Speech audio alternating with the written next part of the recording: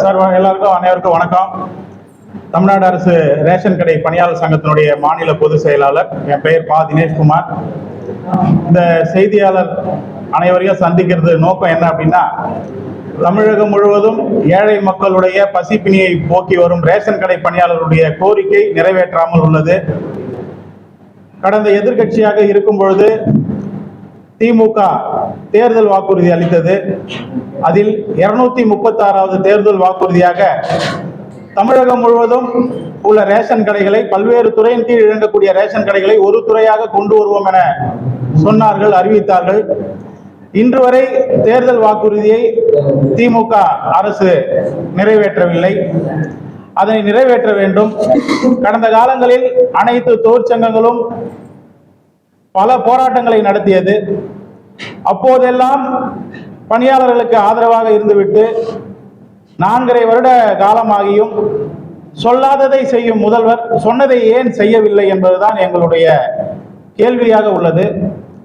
தமிழகம் முழுவதும் அரசினுடைய திட்டங்களை மக்களுக்கு சிந்தாமல் சிதறாமல் கொண்டு சேர்க்கின்றனர் ரேஷன் கடை பணியாளர்கள்.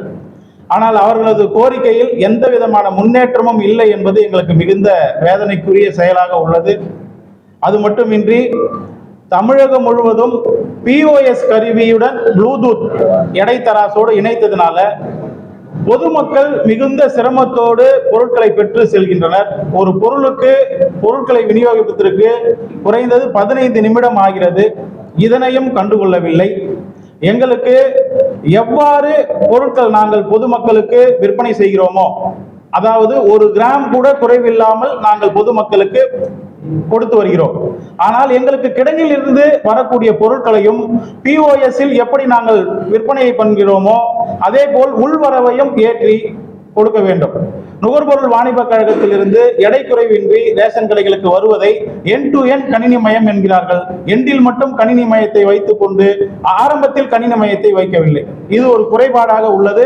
இதனால் பொதுமக்கள் மிகுந்த சிரமப்படுகிறார்கள். கேட்டால் இது மத்திய அரசு திட்டம் என்கிறார்கள். மற்ற விஷயத்தில் எல்லாம் கவனம் செலுத்தி பொதுமக்களுடைய, ஏழை எளிய மக்களுடைய உணவு பசியை தீர்க்கின்ற இந்த திட்டத்தில் அரசு கவனம் செலுத்த வேண்டும். தற்போது முதல்வர் மருந்தகம் ஆரம்பிக்கப்பட்டது. அரசினுடைய எந்த திட்டமும் திட்டமிடல் இல்லாமல் மக்களிடையே கொண்டு செல்வதில் பல்வேறு சுணக்கங்கள் ஏற்படுகிறது.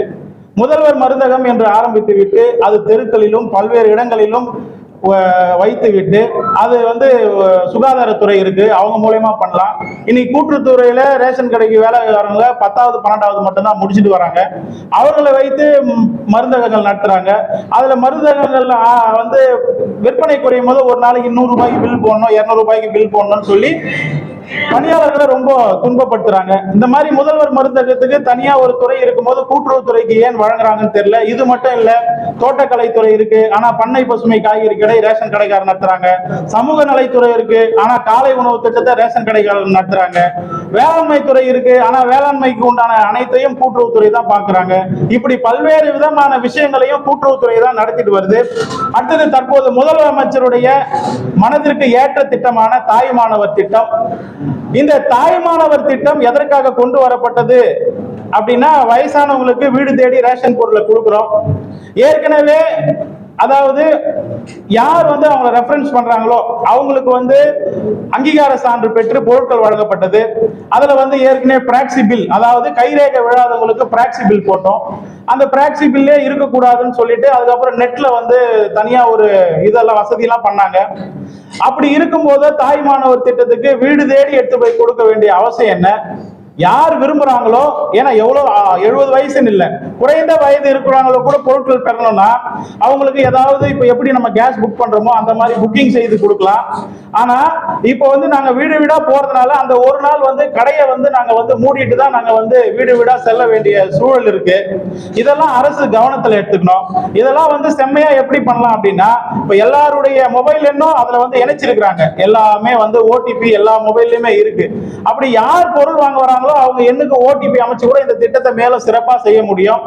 அரசு எந்த திட்டத்தை சொன்னாலும் கூட்டுறவுத்துறை உயர் அதிகாரிகள் எதுவுமே அதுல இருக்கிற குறைபாடுகளை பார்க்கறது இல்லை. ஆனா உடனடியா இதை செய்யணும் கீழ்மட்ட அதிகாரிகளையும் துன்புறுத்தி பணியாளர்கள் மிகுந்த சிரமத்துக்கு ஒர்க் பண்றாங்க. இந்த தாய் மாணவர் திட்டத்துல மாற்றுத்திறனாளி பணியாளர் இருக்காங்க, கர்ப்பிணி பணியாளர் இருக்காங்க, எவ்வளவு பிபி பேஷண்ட் அவங்களாம் கூட நம்ம ரேஷன் கடையில வந்து வீடு வீடா கொண்டு சேர்க்கறதுல மிகுந்த சிரமம் இருக்குது. அதனால அரசு யாருக்கு வேணுமோ அவங்க வந்து புக் பண்ணாவே யூனிவர்சலா இந்த பொருள் எல்லாருக்கும் கிடைக்கிற மாதிரி வழிவகை செய்யணும். அதே போல பகுதி நேர கடைகளுக்கும் முழு நேர கடைகளுக்கும் ஒரே மிஷினை வைக்கிறாங்க. இந்த பிஓஎஸ் கருவி பல இடங்கள்ல சர்வர் கோளாறு ஏற்படுது. ஒரே கடைக்கு 2 மிஷின், கடைகளுக்கு தனித்தனியா வந்து மிஷினை கொடுக்கணும். அதே போல இந்த ஒயாசிஸ் நிறுவனம் அந்த மென்பொருளை வந்து கொஞ்சம் வேகமா இருக்கிறதுக்கு உண்டான வேலைகளை பார்க்கணும்னு இந்த நேரத்தில் கேட்டிருக்கோம். அதே போல கூட்டுறவு சங்கங்களின் மாநில பதிவாளருடைய கட்டுப்பாட்டில் நாங்கள் இயங்குறோம். எங்களது கோரிக்கைகள் எல்லாமே கூட்டுறவு சங்கங்களின் மாநில பதிவாளருக்கு தெரிந்தாலும் அவ்வப்போது அதிகாரிகள் நாங்க வந்து ஒரு நல்ல நிலைமையில போயிட்டே இருக்கும்போது உடனடியா மாறிடுறாங்க. அதனால எங்கள் கோரிக்கையில வந்து சுணக்கம் ஏற்படுது, நிறைவேற்றுறதுல காலதாமதம் ஏற்படுது.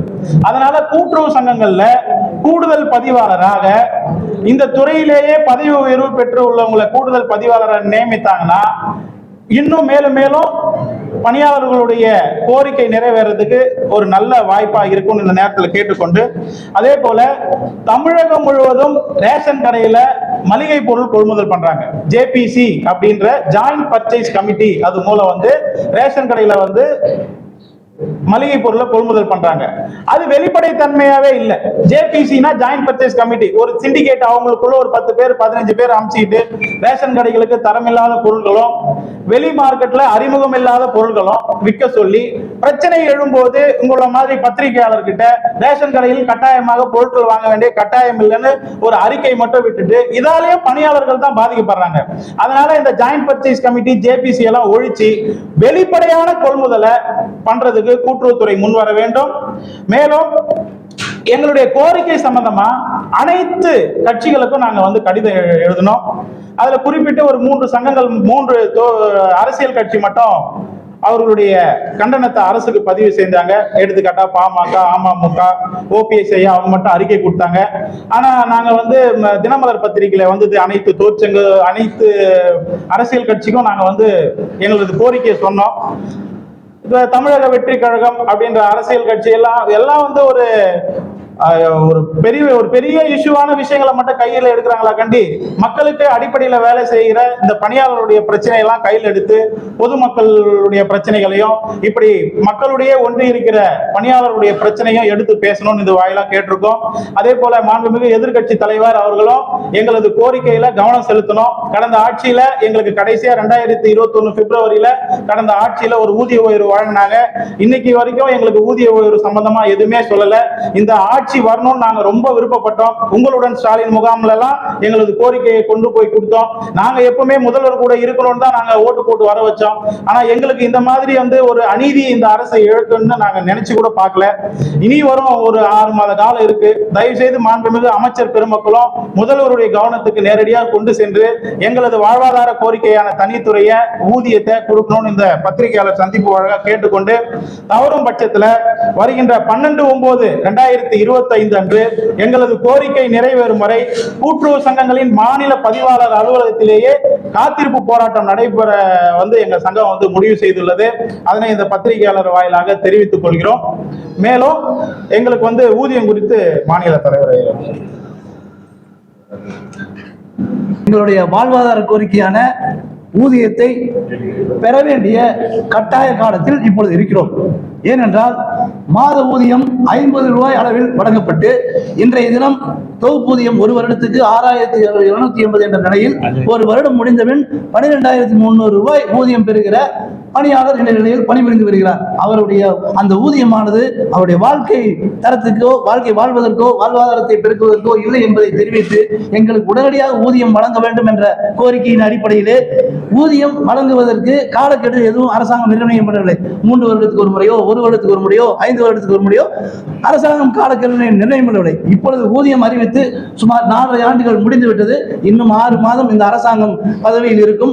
அடுத்து சட்டசபை தேர்தல் வரும், அடுத்து கூட்டுறவு தேர்தல் வரும், உள்ளாட்சி தேர்தல் வரும், பாராளுமன்ற தேர்தல், இப்படி தேர்தல் எல்லாம் வரும் காலங்களில் இன்னும் காலக்கெடு நீடித்து குறைந்தபட்சம் 7 ஆண்டுகளுக்கு பின்னாலேயே தான் எங்களுக்கு ஊதியம் கிடைக்கும் என்ற அடிப்படையில் நாங்கள் உடனடியாக ஊதியத்தை பெற வேண்டிய நிலையில் இருக்கிறோம்.